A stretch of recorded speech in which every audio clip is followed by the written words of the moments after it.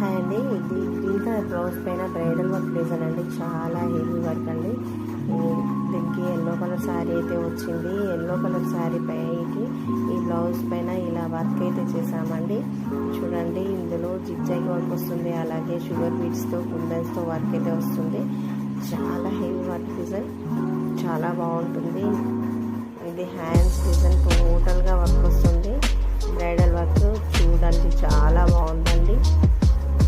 నేను హ్యాండ్స్కి కింద హ్యాంగింగ్స్కి అయితే ఇలా గోల్డ్ బీడ్స్తో హ్యాంగింగ్స్ ఇచ్చానండి. చాలా బాగుంది.